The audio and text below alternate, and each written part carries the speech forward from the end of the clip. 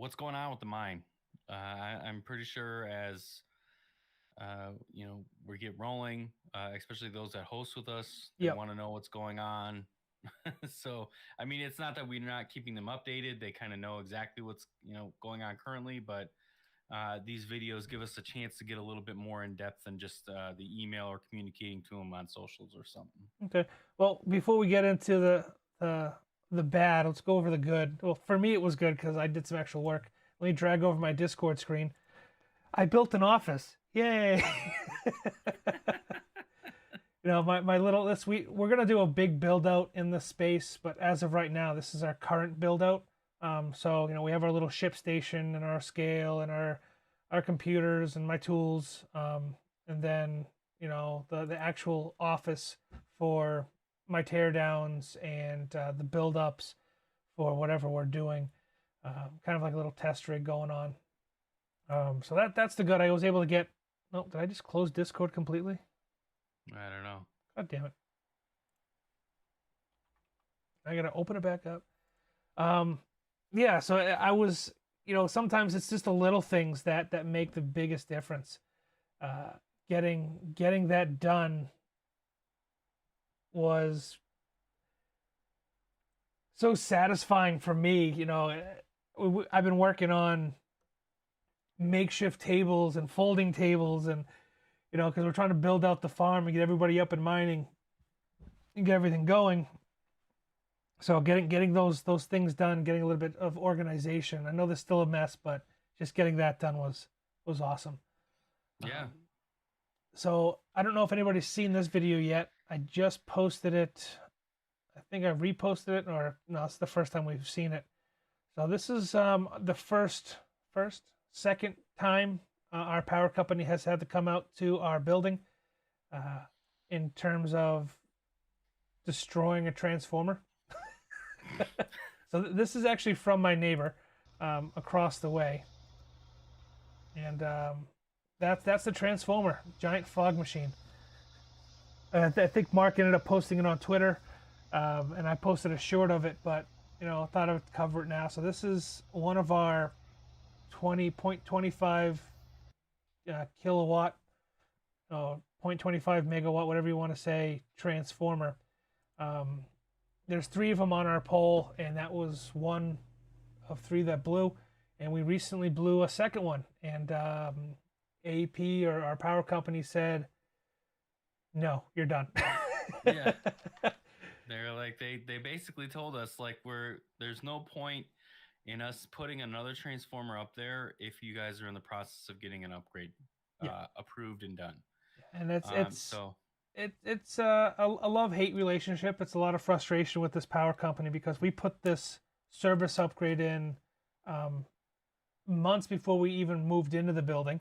Number one, and this building that we're purchasing, or we have purchased, or leasing, however you want to say it, it was vacant for a long time. It's a great building. It's got great bones. That's why we like it. We want to reuse and build things up in the community. Um, but the power was off to this building for a number of years, and these transformers sat collecting dust for a number of years. So we come along, even though the system is rated for 800, 600, 800 amps, and we come along and we're pulling as much as we can out of our current panels. These old transformers just couldn't handle the heat. It sucks. It's unfortunate because from our point of view, we're like, okay, let's just get something up and going. We know the system is old. Let's just get a system up and running so we can still sustain productivity and move forward with most like shipping and computers and our logistics side of things, along with some mining. But they were like, nope. There's a transformer shortage. You guys are popping transformers left, right, and center. We understand that they're old, but we're not going to help you. Pretty much is what they said. Um, yeah. so it took myself, Mark, and our electrician basically hounding our power company. We're reaching out to district managers, engineering, the gentleman who oversees all the engineers for the Appalachian region. We're getting a hold of city officials. We're doing everything we can to make this happen. So we have a meeting Tuesday with the engineer. We have a service that has been approved for the upgrade, and he's gotta come out and tell us where to put the slab, because we're going with a giant ground mount transformer. It's gonna be under, or after we convert it, so it's 480 coming into the building, and we're using a transformer at 240, and after it's transferred to 240, we'll be just about a megawatt worth of power off from the grid, and then we'll have another 0.5 from the solar system once that is up and running. But we need to get tied back into the grid before we can do the solar. How was your experience, Mark? I know you were on the phone a lot more than I was with AEP, as I'm running around trying to open gates and meet with the technicians out there. But how was your experience dealing with them? I mean, blast them. Yeah, I mean, they were dramatizing the chain of events a little bit too much, or at least the engineer was, which whatever. But basically, it was a cordial phone call explaining the situation, telling them how much we're going to be drawing, and then I think it's just that stigma of, well, shit, now my manager's calling me, and so someone's getting frustrated. In reality, it's just like, hey man, we need power. So can we just move this along? Like, you're doing us a disservice. You're doing yourself a disservice, because now everybody's losing money. It's not just you losing money or right. us losing money. It's everybody. And we're trying to be understanding, not just with the power company, but with some of the other situations that we have going on. We know it's an older building. We know that it's going to have its hiccups, but we're trying to take things in stride and be positive and be respectful. One of the other issues besides power, or do you want to go over how much power and details we're getting? What do you mean? You just told it. We're basically getting a megawatt. Well, what that looks like for us. So the max service that on 1 meter, the max single meter service that we can get. Obviously, we're going to have additional meters moving forward, but for now, we need to get at least 1 transformer on site, so that we can add additional meters. It's going to be probably right around 110, 120K worth of expenses for us to get this underway, because we have to go underground at this point in time, from the pole to the transformer. What this entails is you're doing 3 sets of parallel wires. Each wire is 3/0, so we're talking a little over a 1/2 inch in diameter, copper wire, so it's heavy. You can't put it on a pole. And there's 2 strands per phase, and it's about $12.68 roughly per foot for this wire.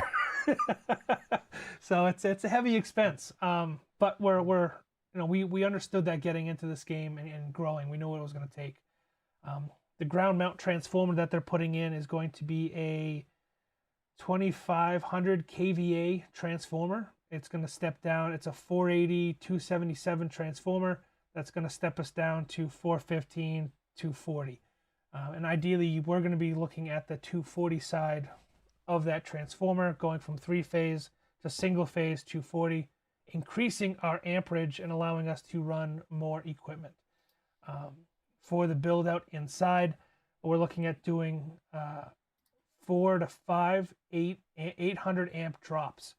So each build out station will have 800 amps running to it and allow us to spread out the heat a little bit and allow us to kind of make sure that we're creating a good infrastructure around the miners and around the power, so we don't keep having issues like this. I do have one picture. It's going to be tough to see, I believe. Before we jump into the next thing, let me see, scroll up here. We did receive in, okay, before I show you the picture, I have a thing about wire management. It bothers me to see it like this, but I'm going to share it with you guys anyways. We had some custom made PDUs made from China. I modified them personally, and we actually have them plugged in and running, or they were running before AP turned our power off. So it's tough to see. It's the transformer here on the side. Let's see if I can make it a little bit bigger. So here's the transformer on the side, and it's running about 16 C15 to C19 cables. It's 125 amp, 240 PDU, and it's humming along. I mean, the 5 cable wire going into it. So there's 5 cables inside this wire that are 2 gauge. So it's about the width of your pinky, running into this PDU, which is a pain to wire up, but we got it done. It's in, it's running, or it was running. And we're not having any issues with it. It's amazing that just some simple modification, these PDUs are I was skeptical, but I'm liking the form factor right now. Yeah, I mean, you think like that the whole cable is this big, like it's massive. The electrician called it a big old donkey something. We're just gonna leave it at that. It's the cable itself is only 10 feet long, to the box where it plugs into our panel, and it must weigh, I don't know, 50, 60 pounds. So having to hold it up while one person screws in the individual leads is fun. But it's up and running, or it was up and running, and it's pulling steady amperage at 240. No issues, no dropped voltage. A lot of times what you experience while running these larger farms is voltage drop when you have so many amps being pulled out of one panel. So even though you are hooked up to a 240 panel, because you have 80 machines running, you're going to have what's called voltage drop across your different phases of power. So what may be 240, what's supposed to be 240, you're actually only pulling 232 to 219, even as low as 208, just because it can't handle the distribution of power. And when that happens, you have heat issues and breakers start to pop. But with this new panel, it ran fine. It's got an internal breaker, never popped, and the panel breaker itself never popped either. So we're going to move forward, I think, with modifying the 3 others that we have, and plugging them in and making, cleaning up the farm a little bit wire management wise. So that's us on the electrical front. So while all this was going on inside, we had a bit of a water situation on the farm. Which we've kind of explained a little bit in like a previous live stream too. But yeah, there's ongoing issues with the property. It seems like when the property, like John was saying, has been vacant, wasn't really being utilized, and then we come along and we inhabit it basically and start functioning things. Yeah, problems start to happen. So we did get a little bit more information on why they did what they did. The last live stream we kind of explained, like Mark said, whoever put the water main in or replaced the water main for the building cut through a sprinkler main line, or like a fire hydrant line, which is 6-10 inches in diameter. So put that inside our water main, inside that pipe, to come out into the main disconnect for the water. So there it is. It's coming out of here's the underneath. You can kind of see the fire hydrant line, and then the copper line coming out is the repair they did to get the water back on for us.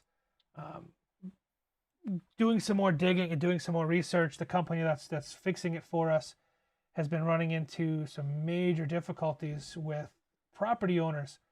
Our property is right up against a historical railroad that is owned not by Norfolk Southern or Norfolk Western Railroad. It's owned by an actual historical society, and although they don't take care of it, and they got trees growing out of their tracks, and it's all overgrown, they don't want us digging underneath it or to run new line. So our poor plumbers are having to dig a giant trench on either side of this railroad. So the railroad property It's probably 15 feet wide that runs between my property or our property and our neighbors.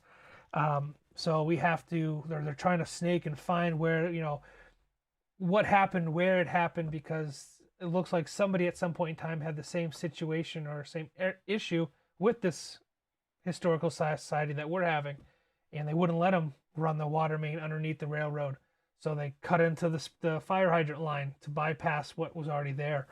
Oh man. So they're having to fix all that, patch pipes that are 50, 60 years old,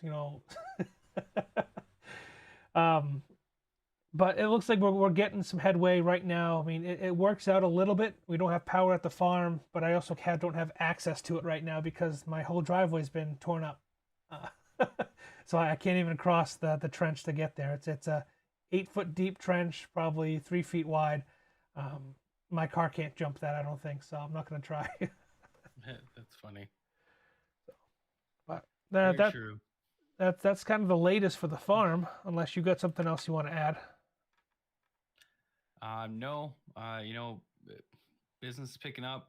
We have quite a few more machines coming in, so the power that we requested for an upgrade, it's needed, and hopefully we'll have everybody that's hosting with us up here, sooner than later. We just got to deal with the power company in the meantime. Yep, we hit our broke through the ceiling of our goal for our monthly sales, which was awesome. Large part thanks to Aaron for his hard work. So that was fun. We hit, seeing those numbers in a new company was I mean, we've always had decent numbers, enough to push us forward and keep driving us to succeed. But seeing last month's revenue reports for sales alone was, put a big smile on Mark and I's face. Hey, we're actually making this happen. We're actually doing it. We're actually providing a service, and people are responding to it. Which, as I'm saying that, I'm looking at the chat, and the chat is dead. Well, I mean, you decided to go live at 9 in the morning my time. I like no one's awake right now. 9 o'clock your time, 12 o'clock my time. At least we can get some of the East Coast guys on. I mean, a lot of our guys are from the East Coast, except for Aaron. Well, but crypto, dude. The crypto's a night owl thing, dude. Because crypto never sleeps. So we tried the nighttime thing. What do you want? What do you want from me? there's no perfect time, dude. There's no perfect time. So we go live when we go live, and we just try to tell everybody ahead of time. That's all. How about this? If you're catching this live stream or you're catching the segment secondhand, put a comment down below. Let us know what time works best for you guys for the live streams. Yes. I was trying to match kind of a Soat's live stream schedule because he puts out stuff in the middle of the day or in the morning, and he's got hundreds of. He built that, and he consistently goes live at a specific time every single day, so people know to click the button, turn the TV on, basically. Yeah, true. Well, we were trying to do that with the late night AMAs, so I could have a beer while I'm doing the AMA, but Hey man, it's 5 o'clock somewhere. You can have a beer whenever you want during live.